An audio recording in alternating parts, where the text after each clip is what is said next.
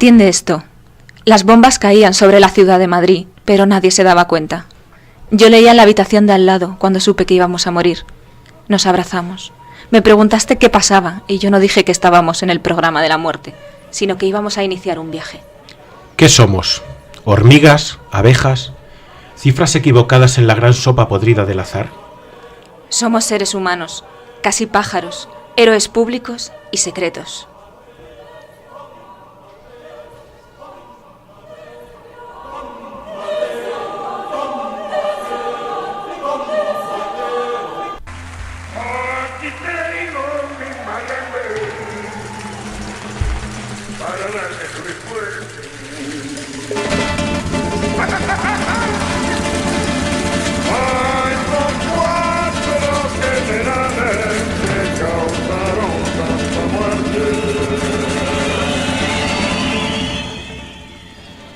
Aquí comienza Godzilla, programa realizado por la Asamblea Antimilitarista de Madrid, MOC.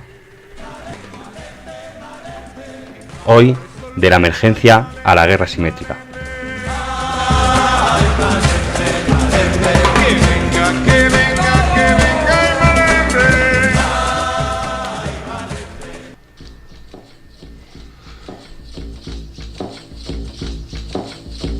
The army of forgotten souls.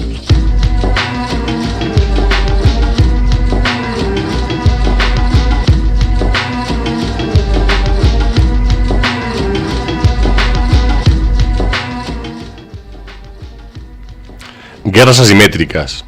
Espacio ambiguo entre la paz y la guerra, donde la contribución de la fuerza militar para conseguir los objetivos estratégicos es indirecta, donde las acciones no militares establecen las condiciones bajo las cuales el objetivo estratégico es conseguido. Objetivo: afrontar una guerra de baja intensidad y por tiempo ilimitado contra las franjas del proletariado urbano. Los campos específicos de la batalla del siglo XXI serán las periféricas hambrientas del mañana.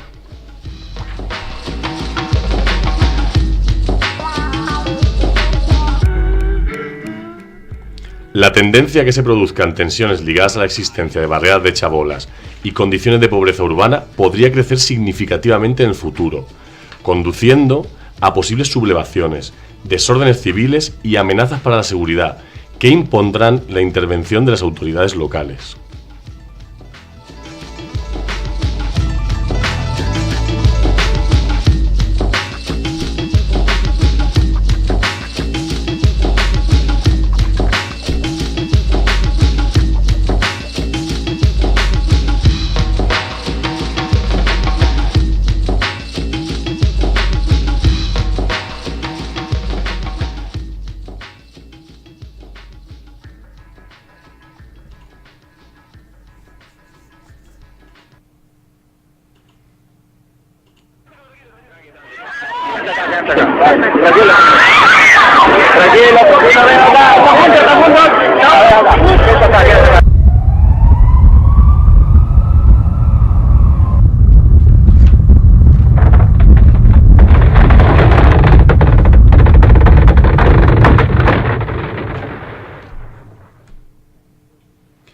Estamos en L'Aquila, en la región del Abruzzo.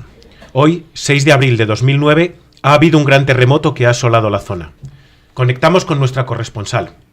Hola, Francesca, ¿qué está sucediendo? Buenos días, Giovanni. Según hemos podido saber ya se ha producido la inmediata evacuación de las zonas consideradas peligrosas. La zona roja y otras zonas de riesgo han sido ya acordonadas. Se ha producido un despliegue sin precedentes de policía y militares. Para que tengáis una idea, para 70.000 habitantes, hay 30.000 uniformados, no solo militares, también, aunque parezca absurdo, guardias de finanzas y cuerpos de policía encargados de prisiones, además de la policía secreta. Además, no se puede penetrar en la zona roja custodiada por el ejército. Hacerlo supone graves sanciones. Se habla mucho del saqueo que está soportando la población. Una desgracia que se suma a la otra del terremoto, pero ¿de verdad esto es una prioridad para la gente? Te hago esta pregunta porque ha sido uno de los argumentos que más ha sonado para justificar el desmesurado despliegue de uniformados en la zona. Recordamos lo que has dicho, 30.000 uniformados para controlar una población de 70.000 personas. Sí, Giovanni, por lo que hemos hablado con la gente de por aquí, no parece que el tema del pillaje sea una de las grandes preocupaciones. Nos ha impactado, de hecho, el testimonio de Santino, que nos ha dicho esto. Aquí hemos perdido a familiares, vecinos y amigos. El problema del pillaje a nosotros ni tan solo se nos había pasado por la cabeza. Cuando duermes al frío, en un coche, por la calle o en una tienda, solo piensas en las cosas esenciales, en las mantas, en los zapatos cómodos, el agua, la comida, los artículos para la higiene, la ropa interior, las cosas que llaman de valor. ¿Valor para qué y para quién? Interesan solo a quienes están haciendo propaganda a costa de nuestras desgracias. Y nos hace falta ser un genio, y no hace falta, ser un genio para darse cuenta de que el coste de todos estos operativos supera ampliamente el coste de estos bienes, y que, dicho sea de paso, nadie les ha pedido que nos protejan a esta gente. Sin lugar a dudas, el testimonio de Santino sobrecoge, pero vamos a seguir con el programa.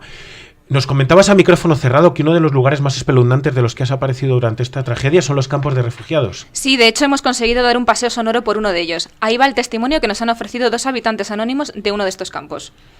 Aquí todo está prohibido. No se puede cocinar, no se puede tomar café, ni chocolate, ni vino. No hay acceso para los medios de comunicación. Están prohibidos los panfletos, las reuniones, está prohibido todo, las fotos, las grabaciones. Además, nos tratan como presos, registros de salidas a todas horas, a la hora de llegada y el lugar, y hay que llevar siempre un distintivo bien visible. Las visitas también han de pasar por el checkpoint ese, como se diga, y decir a quién vas a visitar.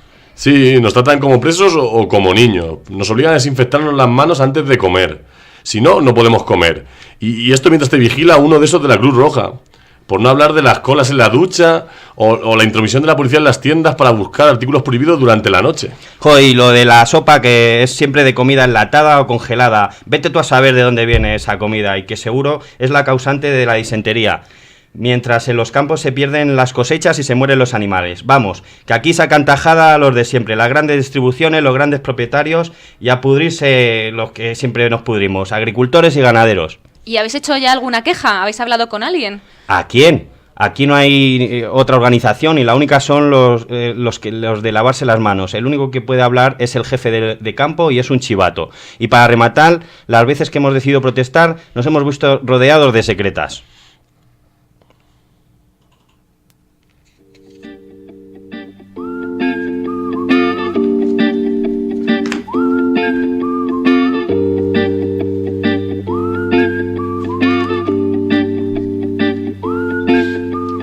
Tant qu'il y aura des gens capables de commettre des actes aussi abjects, tant qu'il y aura des fous furieux et violents, tant qu'il y aura des fous dangereux et méchants.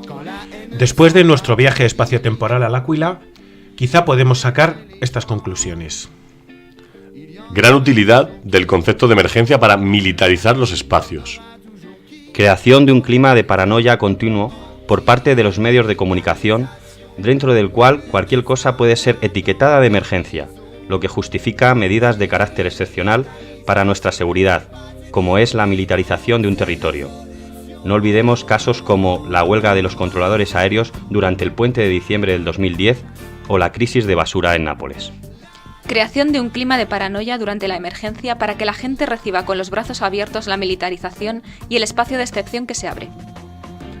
Entrenamiento por parte de los cuerpos de represión en la gestión de un importante grupo de personas dentro de un espacio urbano en el que han de ser reubicadas o concentradas. La mera presencia de organizaciones humanitarias esconde los abusos cometidos cuando en muchos casos estas son agentes de dominación para la población afectada. Las catástrofes son fuentes de negocio para muchos de los agentes implicados en su gestión.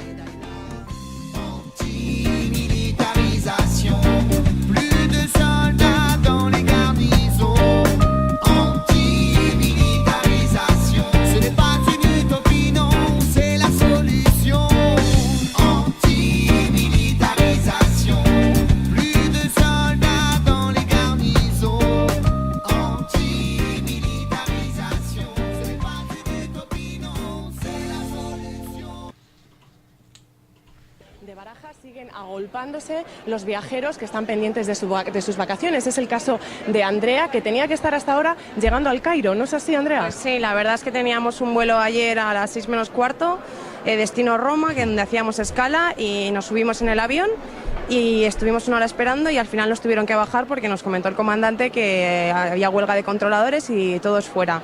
Tuvimos que esperar 1 hora y media para que nos bajaran las maletas del avión. Estuvimos haciendo cola en el stand de Alitalia, que es con la compañía con la que volábamos, y al final, pues la verdad, nos tuvieron que poner un hotel. Hemos hecho noche aquí en Madrid y estamos ahora a la espera de que nos digan alguna noticia porque nos tienen que reubicar como sea. O sea, hemos perdido nuestro día de vacaciones, tenemos que cambiar días. Vamos, creo que es todo muy caótico, la verdad. ¿Y hasta ahora qué es lo que os han dicho? Me imagino que, como a todos los demás pasajeros, que no saben nada. Claro, estamos a expensas de noticias, no se dicen nada, entonces tampoco queremos movernos del aeropuerto porque en cualquier momento pensamos que nos pueden reubicar en otro vuelo, aunque sea directo con otro tipo de compañía o lo que sea, la verdad. Bueno, pues ya lo veis, el caso de Andrea es el de miles de pasajeros. España. Estamos a punto de despegar, estaba acelerando el avión y nada, han frenado y nos han dicho que a esperar, que había huelga. Y no sé, tengo entendido que sin avisar, o sea que los despidan, ¿no? Despido procedente, no hay que pagarlos nada. Que traigan al ejército, le pongan al ejército y estos tíos a la puta calle. El gobierno ha dado un ultimátum a los controladores aéreos: o se incorporan a su puesto de trabajo y la situación se normaliza completamente en los aeropuertos españoles, o el Ejecutivo está dispuesto a declarar por primera vez el estado de alarma. El presidente del gobierno. El control del tráfico aéreo en España ha sido asumido directamente por el Ministerio de Defensa hacia las 11 de la noche de este viernes. Los militares se han desplazado hacia los aeropuertos para asegurar los servicios y desbloquear el paro aéreo después del plante de los controladores civiles.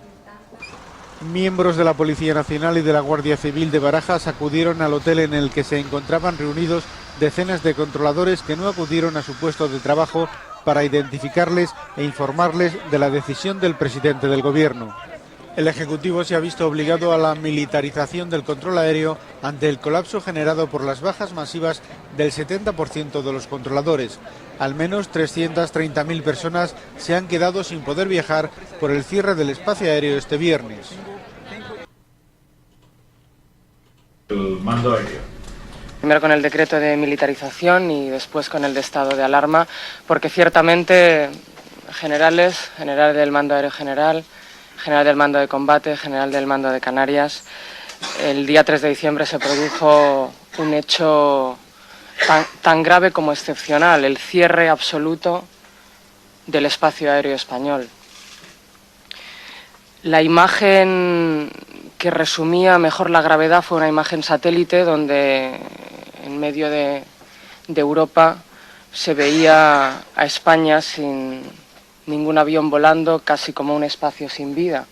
Y era desgraciadamente el triste reflejo de los miles de ciudadanos que tuvieron que quedarse en tierra debido al cierre de ese espacio aéreo.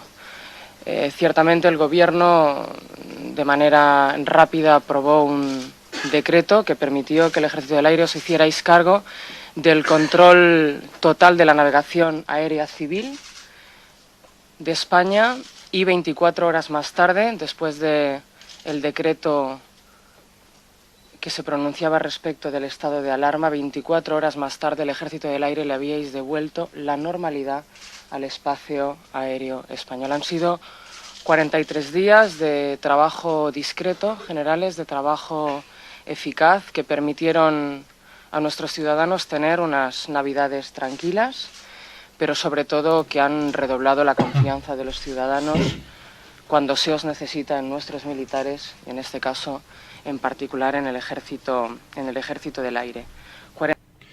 Las funciones de control aéreo son asumidas por el Ejército del Aire, y para controlar la terrible emergencia entra en acción la Unidad Militar de Emergencias. Esta unidad, conocida por sus siglas, UME, se funda con la excusa de actuar en los incendios, pero su campo de acción se extiende a desastres naturales, riesgos tecnológicos, nucleares, químicos, biológicos, contaminación del medio natural, actos de terrorismo y siempre que el presidente lo estime oportuno. Además, para defendernos de las emergencias se equipan con material y armamento de última generación. Por otro lado, existe un Real Decreto de febrero de 2010 que permite a los militares españoles actuar como autoridad en caso de emergencia.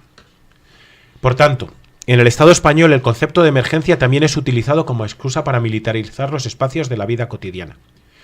Un preocupante aumento de la influencia militar en la vida civil.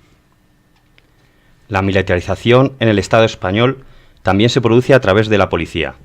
Hoy por hoy, en la ciudad de Madrid, hay desplegado de manera continuada unos 1.200 antidisturbios.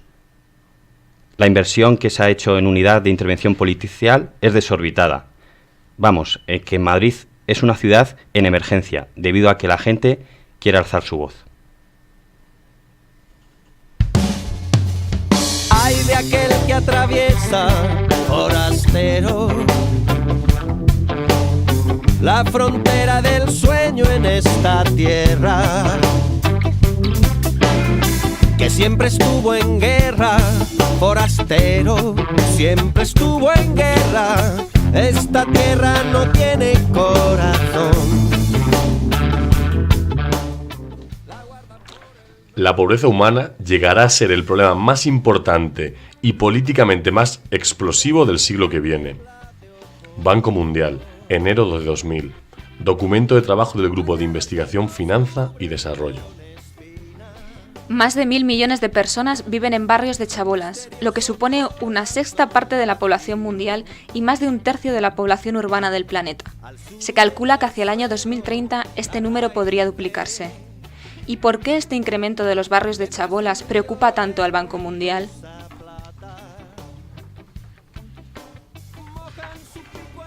Se consideran un caldo de cultivo para posibles rebeliones. Se trasladan prioritariamente los conflictos bélicos a entornos urbanos. Existen dificultades para controlar un entorno urbano chabolista, ya que es un laberinto del cual no existen mapas, lo que hace de los puntos clave del sistema difíciles de detectar. Ante la falta de preparación estratégica por parte de los ejércitos para afrontar estas dificultades, comienzan los estudios sobre el tema.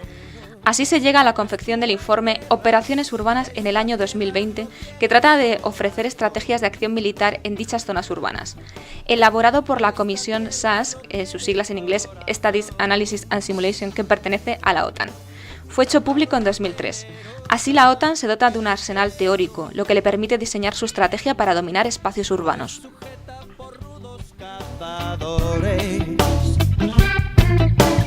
Nana rabiosa madre cuyo seno alimentó mentiras y rencores. La mirada sus hijos escondieron por solares perdidos y desiertos.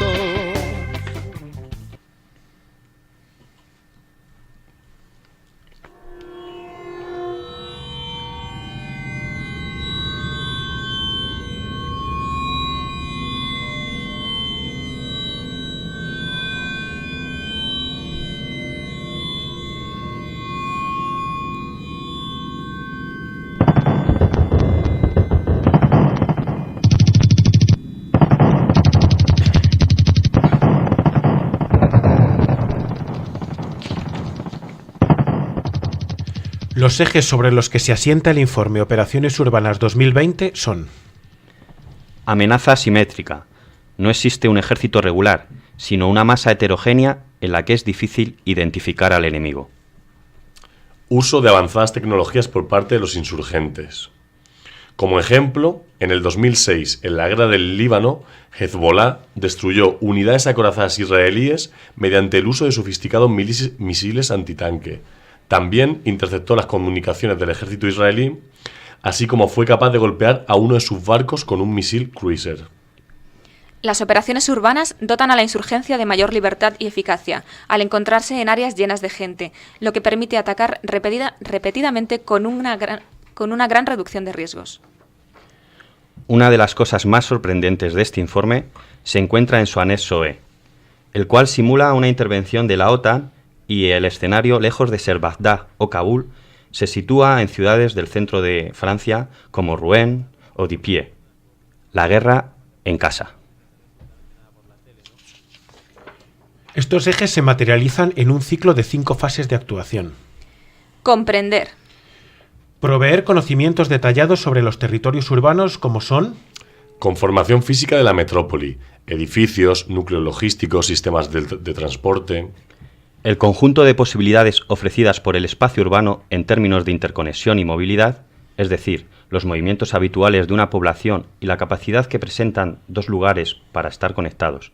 En este punto toma una gran importancia los dispositivos GPS, ya que permiten dibujar los movimientos de la población. Tejido sociocultural de la ciudad, que permite una comprensión total del contexto, población, etnia, cultura, política, facciones, agencias, ONGs. Es también importante mapear las bandas criminales y la insurgencia, las más de las veces indistinguibles del resto de la población. También el perfil psicosocial de la población.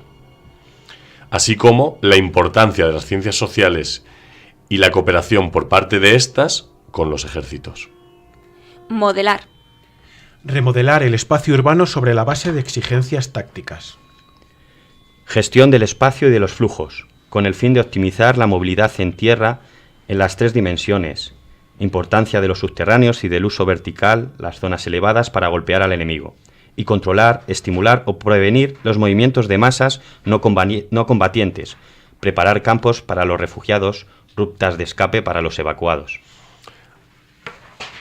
Aislar trozos del territorio urbano de los flujos circundantes, y esto en 2 direcciones.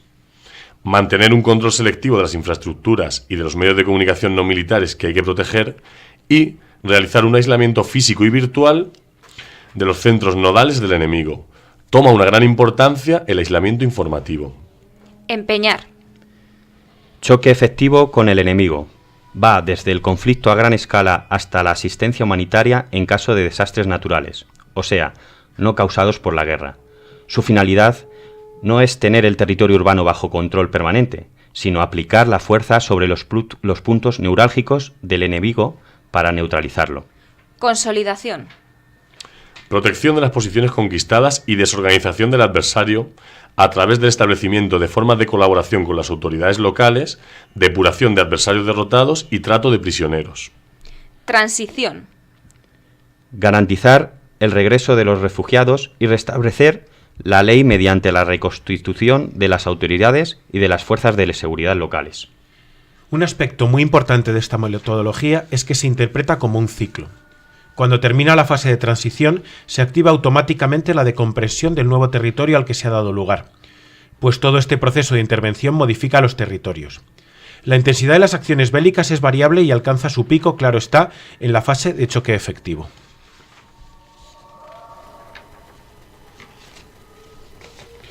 Los puntos del informe.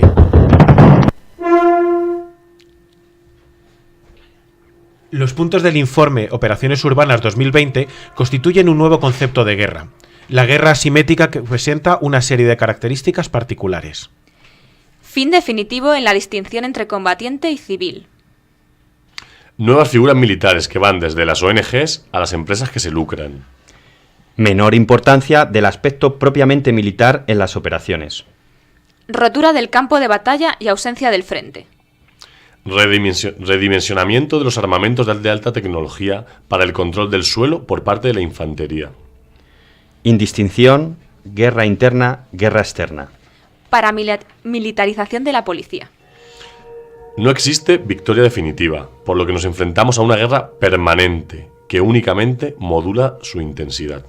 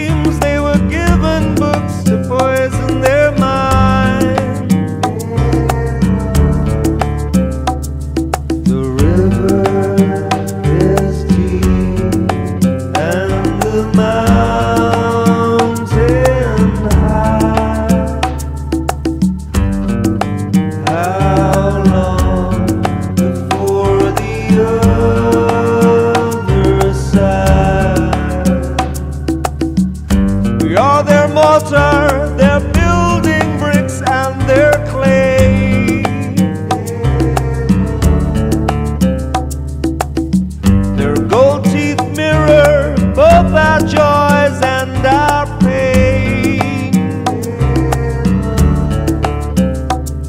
The river is deep and the ocean wide. Who will show us how to read the signs?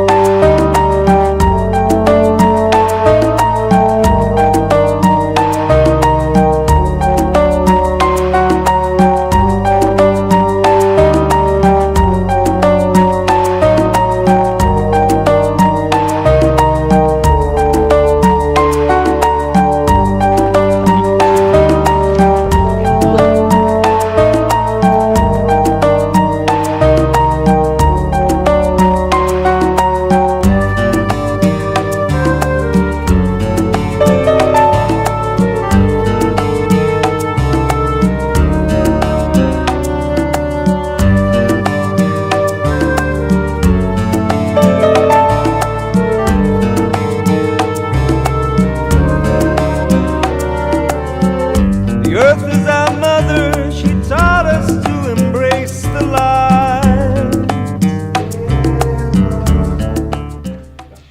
Valga lo siguiente a modo de conclusión. El concepto de emergencia sirve como excusa para militarizar, bien sea a través del ejército o a través de la policía, las zonas urbanas. El caldo de cultivo que lo permite está servido por los medios de comunicación que alimentan un clima perenne de peligro, en el que cualquier suceso supone un riesgo incontrolable, que solo encuentra solución en la toma de los espacios por parte de los uniformados. La introducción de un control cada vez más exhaustivo en las ciudades es una de las grandes líneas de trabajo de los poderes, ya que el aumento de la población urbana, junto con el gran empobrecimiento de esta, hace que proliferen los barrios de chabolas, escenarios privilegiados de la conflictividad social y del difícil manejo por parte de las fuerzas represivas. Ante esto, surge la necesidad de estudiar nuevas tácticas de actuación militar en estos espacios. Es en este escenario en el que surgen los informes de la OTAN, Urban Operation 2020 y otros. Se diseña una estrategia dividida en 5 fases, que forman un ciclo de manera que la intervención nunca termina, sino que modula su intensidad. Las actuaciones abarcan el estudio en profundidad del territorio y sus agentes, la remodelación del espacio urbano a favor de requerimientos tácticos militares, la propia intervención, que también experimenta cambios, ya que puede ser militar o humanitaria, y que se descubre también como excelente mecanismo de control, y por fin, la consolidación de las conquistas y la salida del territorio, en las que la institución de nuevas autoridades es un punto clave. Todo esto construye un nuevo concepto de guerra que no entiende de principio ni de final, sino que solo se aviene a variaciones de intensidad, la llamada guerra asimétrica.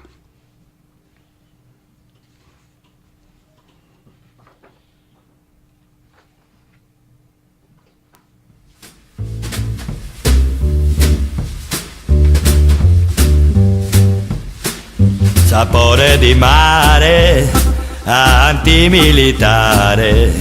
Yo no son terrorista, ma no son pacifista. Hasta aquí, Godzilla en Madrid. Io ho fatto l'amore. Sapore di mare e la libertà. La mejor defensa è la tua resistenza. Contra tutto potere, ma che a te non rispetta. Sapore di mare, antimilitare, il terror popolare contra questa miseria.